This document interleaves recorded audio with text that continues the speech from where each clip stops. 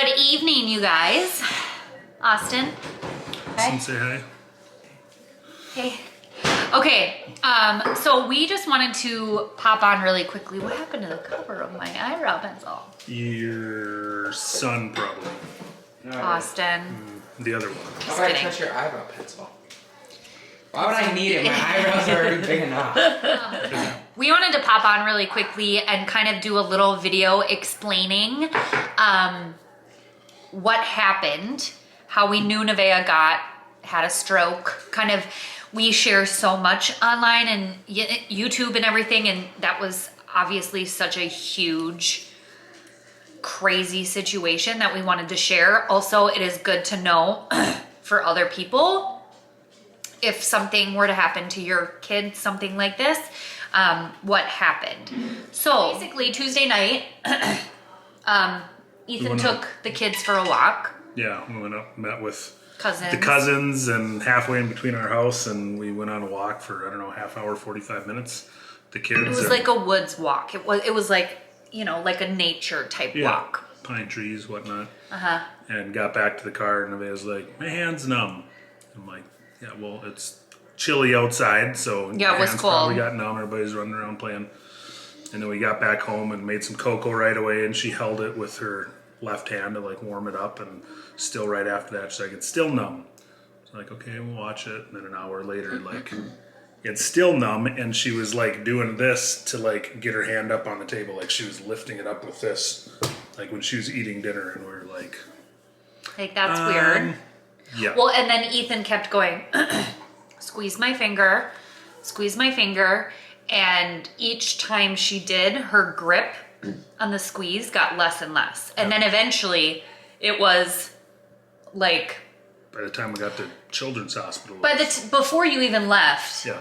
She was like, it's really hard for me, it's really heavy for me to lift. And we were like, what? Because I wrapped her hand in my heated blanket thinking, okay, this is weird. Like, why, if it's cold, it should be warm by now because it's been like an hour that they've been home.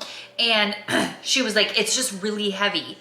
And she was like trying to hold it. We were like, okay, this is weird. This is not normal for a kid. No. Then Ethan took her to emergency room in Maple Grove. And at Maple Grove, they looked, I mean, they were maybe there for a half hour. The doctor came, and right away, because of what I was describing as the symptoms, like literally, I've been on the ERs before, and we sit there for 20 minutes. The doctor was in her room when we got in the room. Wow. And he was like, yeah, he was like, kind of did some inspection, did grip, some muscle tests and everything, and sensation tests, and then stepped out and clearly made a phone call and walked back in and was like, we need to get her down to Children's Hospital. We can take her by ambulance, or you can transport her yourself. We're comfortable with that. So we went straight down there. By the time we got down there, she had no grip left. She had no grip, left hand. and she was limping.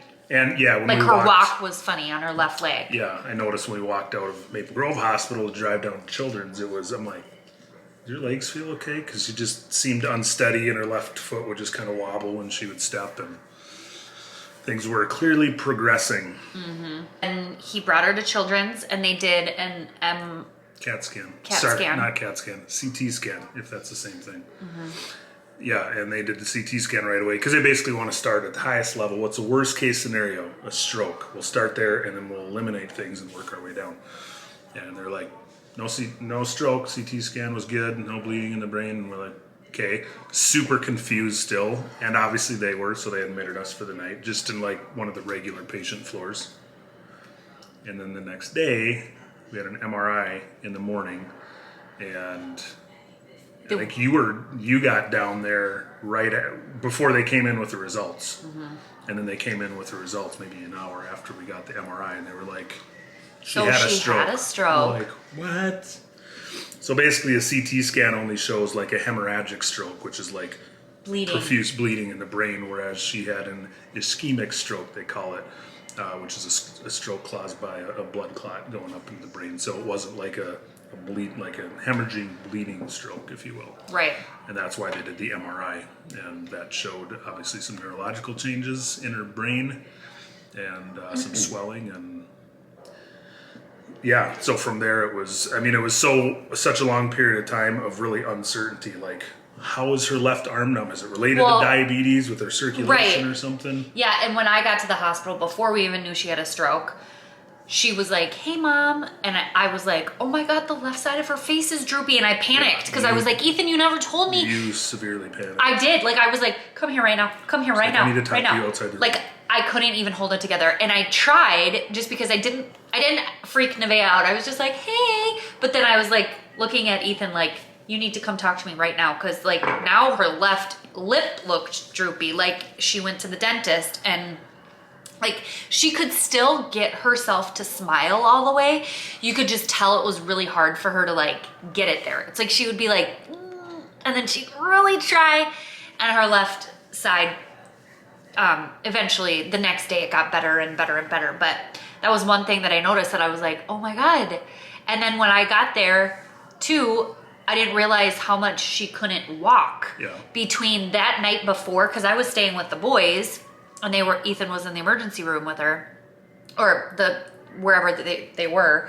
And by the time that I got there the next morning, which had been 10 hours, maybe 8 hours, I was there pretty early. She couldn't walk. Like she needed help walking. And I'm like, what in the frick happened? And then that's when they were like, she had a stroke, which is very rare for a 10-year-old to have. So they did like another CT scan and like just to make sure, blood draws. just to make sure they had to do the things on her head to watch her brain activity and whatnot. So that's basically what happened. And ever since we were at Children's until now, like we have been just doing lots and lots and lots and lots of therapy. Like if you were to ever want a stroke, which you do not, you do want it on the side of the brain that Nevaeh had it. She had it on her right side of the brain. So that affects your left side of your body. So, but if you were to have it on the left side of your brain, that's where it affects your speech, your memory. Yeah. Lots of stuff that is like, it's a lot of work. And not that she's been working her booty off, but having it on the other side would have been really hard. Like she had the whole time she was talking, totally normal and like remembering things. She could swallow water. Eat. Yeah, that's another thing. You wouldn't be able to, it's like hard for them to eat. Yeah, you lose control of, I mean, it's like she said, if you're ever going to have one, but there's people that have had them on the right side and lose like everything on the left side. Yeah. And so the fact that, I mean, we count ourselves blessed in this situation, A, that she's making such a recovery, but B, that we were urged to go in when we did. Yeah. Because if we would have just been like, you're fine, sleep on it, I don't even want to think about it. No.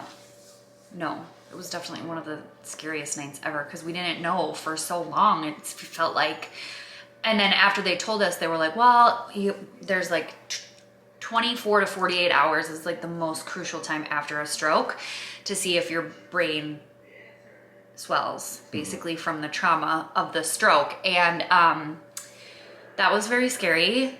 And thank you, God, Jesus, for protecting her because they were talking about having to like remove part of the skull to like have her brain, like basically you want your brain to relieve the pressure. Relieve the pressure, yeah. So we are so glad that didn't happen. Yeah. And now, basically, what we are doing is she has a ton of PT, a ton of OT, and she is killing it. Yeah. If you guys don't follow us on Instagram, you definitely should. I update daily on there with stories. Like, it's like mini vlogs all the time. But she has, so when we left the hospital, she was able to walk pretty well. She walked up, like, it's like she needed the walker. I needed to hold her belt thing that she had. She walked up, the PT wanted her to walk up 6 stairs. She ended up walking up 12 stairs because she was like, she's so determined to get home. And, but now she is walking without a walker, without help. Like she is totally, like when she was walking before, I was like, oh my God, because her one leg would kind of, it just like would hyperextend. Yeah. and it like didn't hold her quite well. So it was like her knee could give out at any moment, it kind of felt like. And now she's walking totally by herself. She is able to lift her left arm, which she didn't do at all in the hospital. Like No. the doctor even said, like, I'm a little worried she's never gonna move her arm. She's like, kids, you can have a full life without the use of your left arm. Like they were like happy that she was walking. Right. But her left arm that night, she was able to move when she was home with everybody around her and like cheering her on. And now she can lift it while she's standing, which she wasn't able to do before. Yeah. She was only able to lift it when she was on the bed. Right. Without gravity playing a role. Yeah. Yeah. No, today she was like, yeah, all the way up over her head, standing up. We're like, oh my gosh. It's crazy. We still would appreciate all the prayers for like a full recovery, because she's gonna have to have MRIs and CT scans that for probably the rest of her life, just to check up to make sure she's doing okay. Nothing's changed. Yeah, no more clots, that kind of stuff. But she'll have to be on baby aspirin for at least a year, because it can take months for that clot in the neck that's still there to break down. So I'm praying and believing that goes away. Yeah. So she had basically an artery that was dissected. Yeah, carotid artery dissection is most of the time it's due to like a acute traumatic injury, like get smoked in the side of the head or the neck with a baseball or football or something like that, or a bad chiropractic adjustment, car accident. In her situation and in some situations, which is less likely, it's just completely random. Like, we weren't in an accident, she didn't get hit in the head, there was no traumatic incident. It can just happen where basically the muscle around the artery wall tears, and the natural anatomical response is all this blood flow to that area and clot up to heal it, and then part of that clot breaks off and causes a stroke. So pretty rare to have a carotid artery dissection, especially in a 10-year-old, but then to not have it from a traumatic injury. And they're doing everything they can right now to still run blood tests and stuff to figure out, like, is it related at all in any way to her diabetes 3 autoimmune or celiacs disorders. or Hashimotos. Like they're trying to, genetics. We're going to go through genetics testing and all of that. So. Right. But in most cases they're like, this is a mechanical thing. It's from an injury that happened. It's not really related to. So we'll see. But until then, we will keep you guys updated for sure. Once we find out, we may never know why, how, whatever. But they're a very good hospital. We have a team of doctors, not just one doctor. We have like a team of them that helps like debate different things to do. They don't just have one doctor that makes the decision and like, this is what we're doing. It's like, they all have to have like a discussion about it. There's like a hematologist, neurosurgeons, multiple neurosurgeons, not just one. Neurologist, which is separate. They don't do the surgery. Geneticist, PTs, a ton. OTs, there's just literally a ton of them. Workers. So anyways, that's kind of the update, and we will take you along our journey. Nevaeh is very proud to show you guys. So. Can we talk about how white I am compared to Courtney right now? You need to self-tan, mister.